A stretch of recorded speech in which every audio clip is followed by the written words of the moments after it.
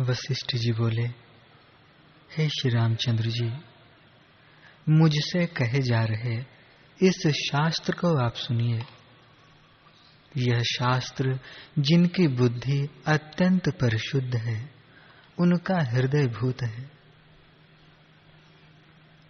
जिस दृष्टांत से यह शास्त्र सुना जाता है और जिस संकेत से इस ग्रंथ का यथार्थ रूप से विचार किया जाता है, उस अवतरणिका को आप सुनिए। जिस अर्थ का अनुभव नहीं है, वह अननुभूत अर्थ है। इस शास्त्र में अननुभूत अर्थ में जिस दृष्ट अर्थ से सादृश्य से बोध किया जाता है, बोधोपकार रूप फल को देने वाला, उसको विद्वान लोग दृष्टांत कहते हैं। जिससे सादृश्य के बल से प्रस्तुत अर्थ का निश्चय होता है, वह दृष्टांत है। हे श्री रामचंद्र जी, जैसे रात्रि में दीपक के बिना घर में स्थित घट पट आदि पदार्थों का परिज्ञान नहीं होता, वैसे ही दृष्टांत के बिना अननुभूत अर्थ का परिज्ञान नहीं होता। हे काकुत्स, जिन जिन दृष्टांतों द्वारा मैं आपको बोध करता हूँ, वे सब स्मरण अर्थात जन्मवान अतएव मिथ्या है। ज्ञातव्य परमार्थ सत्य और कारण रहित है। मिथ्याभूत मिट्टी स्वर्ण आदि से बने हुए दृष्टांतों से ब्रह्म का बोध कराया जाता है। इससे जन्मत्व आदि दृष्टांत धर्म हेय हैं, यह निष्कर्ष निकला। केवल एक परब्रह्म को छोड़कर संपूर्ण उपमान और उपमेय का कार्यत्व कारणत्व आदि से सदृश पहले कहा गया है। भाव यह है कि जैसे विचार आदि से बिंब का ग्राहक ज्ञान उत्पन्न होता है, यह कहा जाता है, वैसे ज्ञान से बिंब उत्पन्न होता है, यह नहीं कहना चाहिए, क्योंकि ब्रह्म की उत्पत्ति नहीं कह सकते।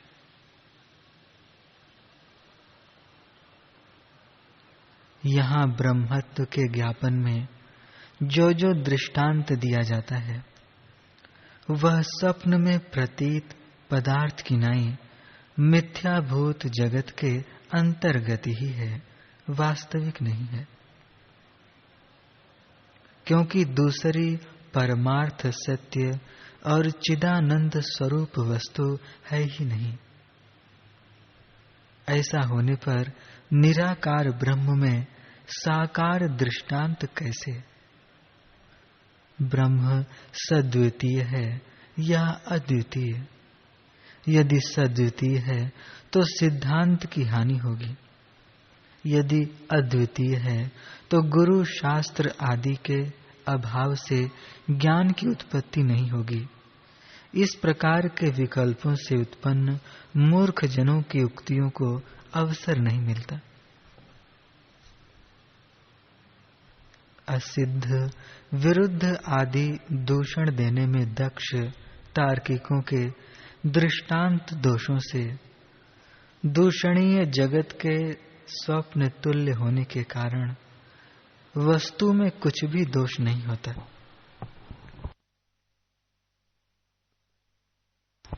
साध्य की सिद्धि होने तक हेतु आदि जगत के पदार्थों में जो बोध्य बोधक व्यवहार होता है, वह व्यावहारिक सत्यता मात्र से भी उत्पन्न हो जाता है।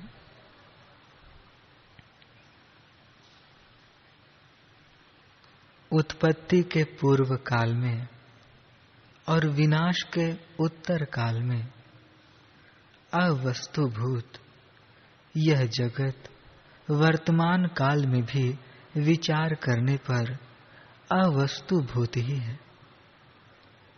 अतः जैसे जागृत पदार्थ हैं, वैसे ही स्वप्न पदार्थ भी हैं। दोनों में मिथ्यात्व का साम्य है। यह बात बालकों तक की समझ में आ सकती है। जागृत काल में विजय यात्रा करनी चाहिए अथवा नहीं, यों यात्रा के विषय में संदेह होने पर देवता प्रार्थना पूर्वक सोए हुए पुरुष का स्वप्न में यात्रा करनी चाहिए, ऐसा संकल्प होने पर चिरकाल तक पूजा, मंत्र जप, स्तुति आदि से विजय यात्रा के अनुकूल वर मिलने पर या शत्रुओं के प्रति मुनि शाप आदि देखने पर प्रातः काल यात्रा करने से शत्रुओं पर विजय देखी जाती है और स्वप्न में औषधि की प्राप्ति से जागृत अवस्था में रोग शांति देखी जाती है। यों स्वप्न सादृश्य होने के कारण संपूर्ण जगत की व्यवस्था स्वप्न रूप ही है। अतएव जागृत में स्वप्न दृष्टांत यथार्थ ही हैं।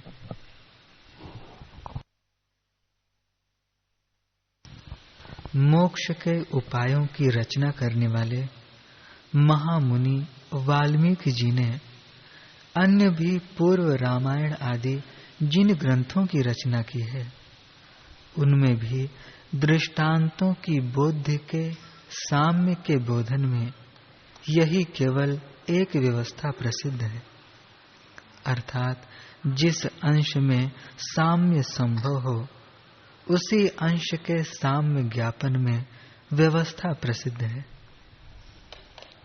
संपूर्ण शास्त्र सुनने पर जगत की स्वप्न तुल्यता ज्ञात होती है। उसका बोध शीघ्र नहीं कराया जाता, क्योंकि वाणी क्रमशः अपना कार्य करती है। शास्त्र श्रवण में जो लोग आलस्य करते हैं, उन्हें जगत की स्वप्न तुल्यता प्रतीत नहीं होती। चूंकि यह जगत स्वप्न, मनोरथ और ध्यान से कल्पित नगर के सदृश है, इसलिए वही दृष्टांत यहाँ पर दिए गए हैं, अन्य नहीं। बोध के लिए अपरिणामी ब्रह्म में जो परिणामी सुवर्ण आदि का दृष्टांत दिया जाता है, वहां पर उपमा प्रयुक्त प्रयत्नों से सर्वांश में सादृश्य नहीं हो सकता।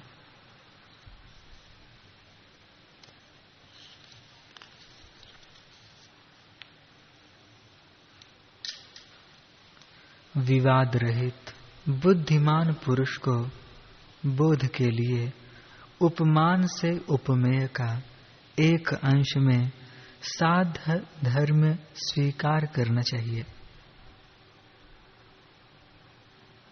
पदार्थों के प्रदर्शन में प्रकाश मात्र रूप दीपक के सिवा स्थान, तेल, बत्ती आदि किसी का उपयोग नहीं होता।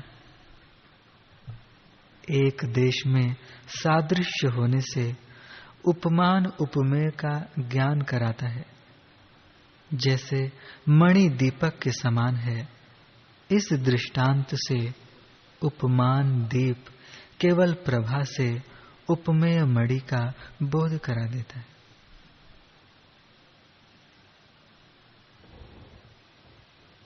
स्वप्न आदि दृष्टांतों से जगत का मिथ्यात्व प्रतीत होने पर जीवात्मा के आकाश, सूर्य आदि दृष्टांतों के और ब्रह्म के मिट्टी, सुवर्ण आदि दृष्टांतों के भी पदार्थ परिशोधन द्वारा बोध्य रूप लक्ष्य अर्थ के लिए और उसका बोध होने पर कार्य सहित अविद्या के विनाश के लिए अवश्य उपादेय होने से संपूर्ण श्रुति और शास्त्रों के महातात्पर्य का विषय मैं ब्रह्म हूँ, अहम ब्रह्मास्मि इस प्रकार का महावाक्य के अर्थ का निश्चय ग्राह्य है।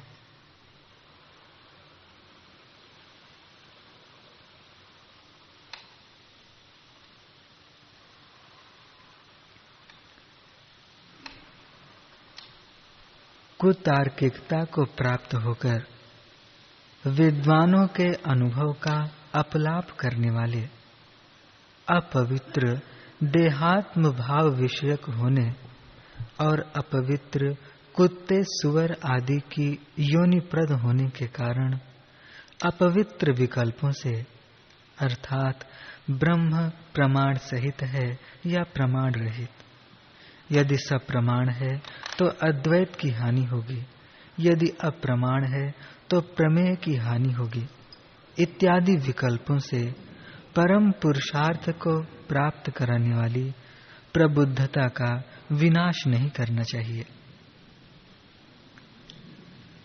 देह आदि में जिस प्रकार आत्मत्व का असंभव है वह प्रकार आगे कहा जाएगा। ठीक है, विचार न करने से ही वैसा प्रतीत होता है। आपाततः वैरी रूप से ज्ञात हुए वेद का वाक्य विचार से तो नित्य निरतिशय आनंद आत्मरूप परम पुरुषार्थ का अनुभव कराने वाला है। अतएव अनुभवनिष्ठ हम लोगों में वह संपूर्ण प्रमाणों में सर्वोत्तम है, यों समादृत है।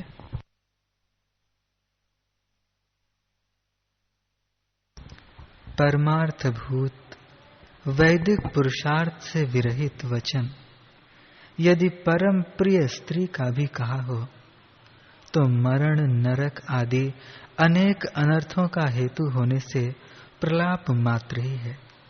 वह न तो वेद है, न आप्त पुरुष का वाक्य है और न प्रमाण ही है। हे श्री रामचंद्र जी, जिस बुद्धि से तत्व साक्षात्कार जनित जीवन मुक्ति रूप शुभ भाग्य होता है वैसी हमारी बुद्धि है। उस बुद्धि से पूर्वोक्त रीति से अपरोक्षानुभव योग्य परम पुरुषार्थ जिससे प्राप्त होता है वैसे संपूर्ण श्रुतियों की आध्यात्मिक शास्त्रों की एक वाक्यता फलित होती है। उससे भिन्न श्रुति के तात्पर्य का अविषय केवल तर्क आदि से ही विकसित सांख्य कणाद आदि का ज्ञान है। हमारा प्रमाण उससे सर्वथा विलक्षण महावाक्यार्थ रूप अपरोक्षानुभव योग्य अर्थ वाला है, उनका वैसा नहीं है। भाव यह कि उनकी मति कुतर्कों से कुंठित हो गई है, अतएव वे श्रुति के तात्पर्य का निश्चय करने योग्य बुद्धि से विरहित हैं।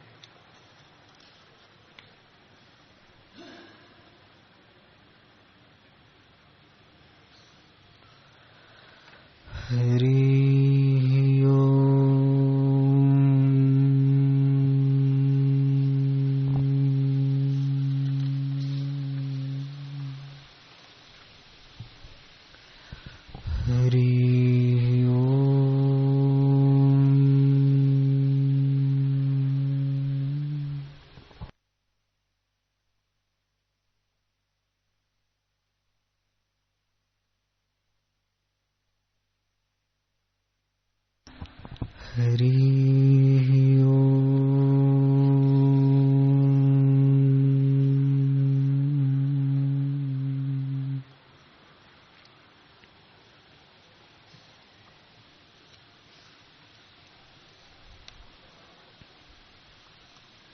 वशिष्ठ जी बोले, हे राम जी,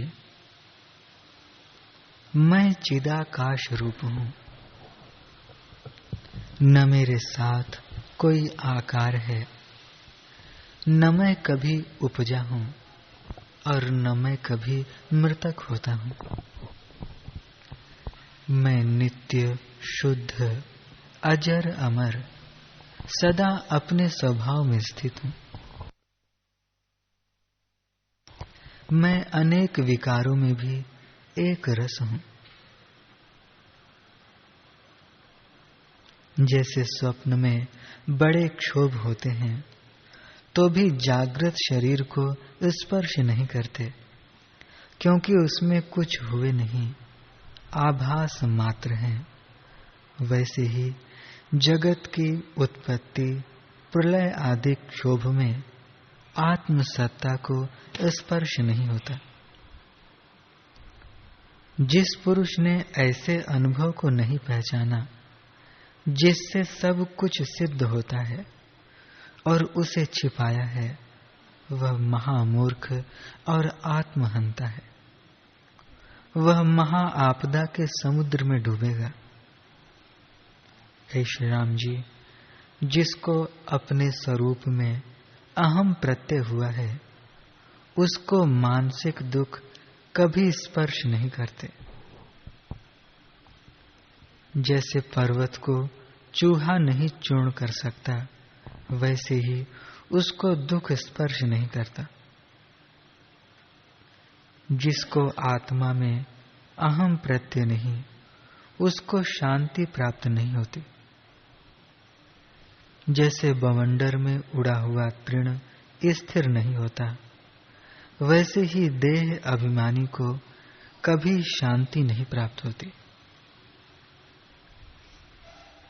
जो अपने शुद्ध स्वरूप को त्याग कर अपने को देह से मिला हुआ जानता है, वह क्या करता है?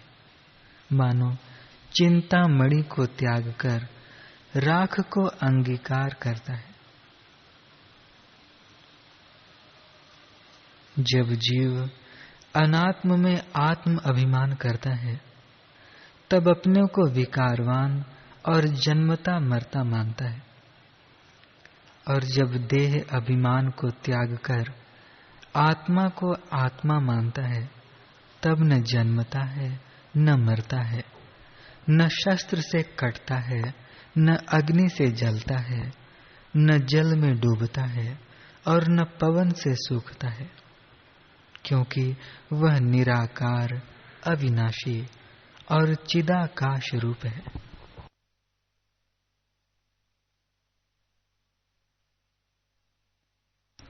हे राम जी, यदि चेतन की मृत्यु होती तो पिता के मरने से पुत्र भी मर जाता और एक के मरने से सभी मर जाते, क्योंकि आत्म सत्ता एक और सब में अनिश्चित है। पर एक के मरने से सब नहीं मरते। इससे सिद्ध हुआ कि चैतन्य आत्मा की कभी मृत्यु नहीं होती। शरीर को काटने से आत्मा नहीं कटता, शरीर के जलने पर आत्मा नहीं जलता। संपूर्ण विश्व भस्म हो जाए तो भी आत्मा भस्म नहीं होता। आत्मा नित्य, शुद्ध, अनंत, अच्युत रूप है, कभी स्वभाव से अन्यथा भाव को प्राप्त नहीं हुआ। हे राम जी, मैं ब्रह्म रूप हूं, अर्थात सब में अहम रूप, निराकार, अखंड मैं हूं। न मुझको जन्म है और न मृत्यु है, न कुछ हर्ष है, न शोक है, न जीने की इच्छा है, न मरने की। जैसे रस्सी में सर्प और सुवर्ण में भूषण कल्पित हैं, वैसे ही आत्मा में वशिष्ठ नाम रूप कल्पित है। मैं देश काल वस्तु के परिच्छेद से रहित अनंत आत्मा, नित्य, शुद्ध और बोध रूप हूं। हे राम जी, सबका स्वरूप आत्म तत्व है, परंतु वास्तव स्वरूप के प्रमाद से अवस्तु को प्राप्त हुए कि नहीं भासित होता है। हे राम जी, जो पुरुष स्वरूप में स्थित नहीं हुए वे संसार मार्ग की ओर दृढ़ हुए हैं, उनका जीना वृथा है। वे कहने भर को चैतन्य हैं, असल में पाषाण की शिला के सदृश हैं। जैसे लुहार की धौंकनी से पवन निकलता है, वैसे ही उनका सांस लेना वृथा है। वे घटी यंत्र की नाई वासना में भटकते हैं, आत्मानंद को प्राप्त नहीं होते और सदा तपते रहते हैं।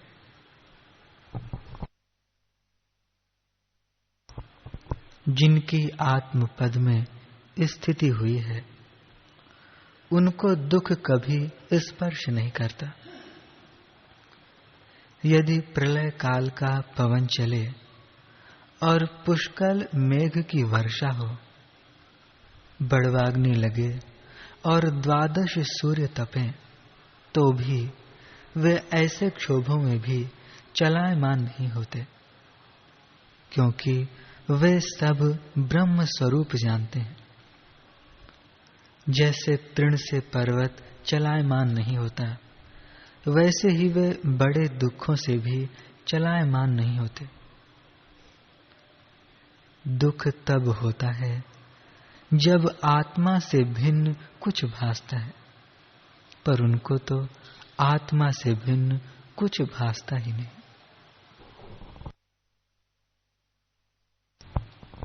हे राम जी, यह सब जगत आत्म अनुभव रूप है। जैसे स्वप्न में अनुभव से भिन्न कुछ वस्तु नहीं होती, वैसे ही सब जगत अनुभव रूप है। जो भिन्न भासता है वह भ्रांति मात्र है। यह जगत जो नाना प्रकार का दिखता है, सो आत्मा में अव्यक्त रूप है और भ्रम से प्रकट दिखता है।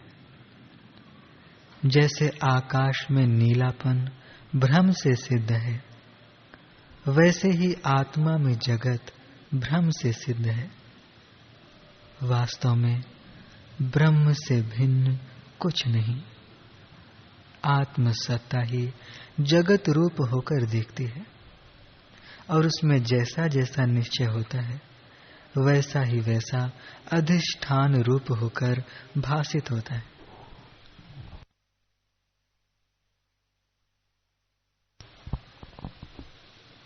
जिनको कारण से सृष्टि का होना दृढ़ हो रहा है, उनको वैसा ही भासता है। जिनको परमाणुओं से सृष्टि उत्पन्न होने का निश्चय है, उनको वैसे ही सृष्टि सत्य भासित होती है और माध्यमिक सत असत के मध्य वस्तु को मानते हैं। एक चार्वाक म्लेच्छ हैं जो चारों तत्वों से सृष्टि की उत्पत्ति मानते हैं।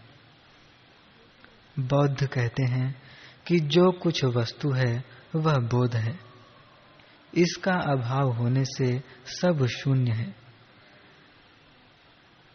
ब्राह्मण, हाथी, गौ, श्वान, घोड़ा, सूर्य आदि में भिन्न भिन्न प्रतीति हो रही है, पर जो ज्ञानवान ब्राह्मण हैं, वे सब में एक ब्रह्म सत्ता अनुस्यूत देखते हैं।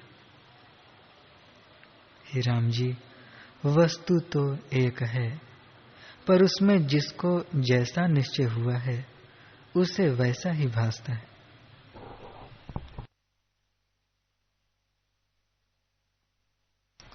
जैसे चिंतामणि और कल्पतरु में जैसी भावना करते हैं, वैसी ही सिद्धि होती है, वैसे ही आत्मसत्ता में जैसी भावना करते हैं, वैसा ही रूप भासित होता है। हे राम जी, बुद्धिमानों ने निर्णय किया है कि आत्म सत्ता ही सारभूत है। जब उसमें दृढ़ अभ्यास करोगे तब आत्म सत्ता ही दिखोगी और फिर उस निश्चय से चलायमान न होगे।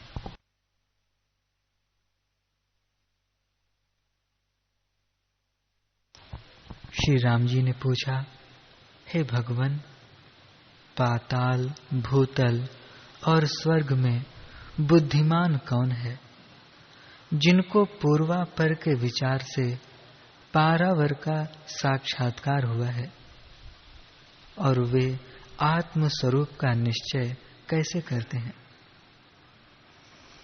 वशिष्ठ जी बोले, हे राम जी, सब जगत इंद्रियों के विषयों की तृष्णा से जलता है।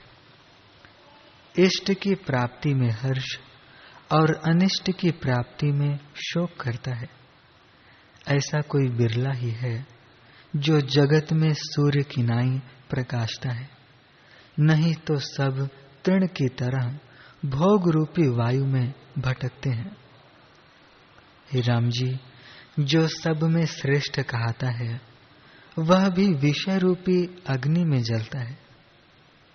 जैसे कीड़े अशुभ स्थानों में रहते हैं और उनमें अपने को प्रसन्न मानते हैं, वैसे ही देवता भी सदा भोग रूपी अपवित्र स्थानों में अपने को प्रसन्न मानते हैं।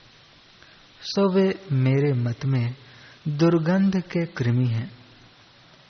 गंधर्व तो मूढ़ हैं, उनको तो कुछ सुधि नहीं, अर्थात आत्मपद की गंध भी नहीं। वे तो मेरे मत में मृग हैं। जैसे मृग को राग में आनंद होता है, वैसे ही गंधर्व राग में उन्मत्त रहते हैं और आत्मपद से विमुख हैं। विद्याधर भी मूर्ख हैं, क्योंकि वे वेद के अर्थ रूपी चतुराई को अग्नि में जलाते हैं और वेद के सारभूत अमृत को नहीं जानते, इसलिए आत्मपद से विमुख हैं। सिद्ध मेरे मत में पक्षी हैं। वे पक्षी की नाई उड़ते फिरते हैं और अभिमान रूपी पवन के चलने से अनात्म रूपी गड्ढे में आ पड़ते हैं, अपने वास्तव स्वरूप में स्थित नहीं होते। यक्ष धन के अभिमान से मूर्ख की नाई प्रीति करके जलते हैं और आत्मपद में स्थिति नहीं पाते। योगिनियां भी मद से सदा उन्मत्त रहती हैं, इससे आत्मपद में स्थिति नहीं पाती। दैत्यों को भी सदा देवताओं को मारने की इच्छा रहती है, इससे वे सदा शोक में रहते हैं और आत्मपद से विमुख हैं। तुम तो पहले से ही जानते हो, मनुष्य भी आत्मपद से गिरे हुए हैं, क्योंकि उनकी सदा यही इच्छा रहती है कि गृह बसाइए। वे खाने और धन इकट्ठा करने के निमित्त यत्न करते हैं और इंद्रियों के विषयों में डूबे हुए हैं। पाताल में नाग रहते हैं, जिनका जल में भी निवास है। वे सुंदर नागिनियों में आसक्त रहते हैं, इसलिए वे भी आत्मानंद से गिरे हुए हैं। निदान जितने प्राणी हैं, वे सब विषयों के सुख में लगे हुए हैं और आत्मपद से विमुख हैं।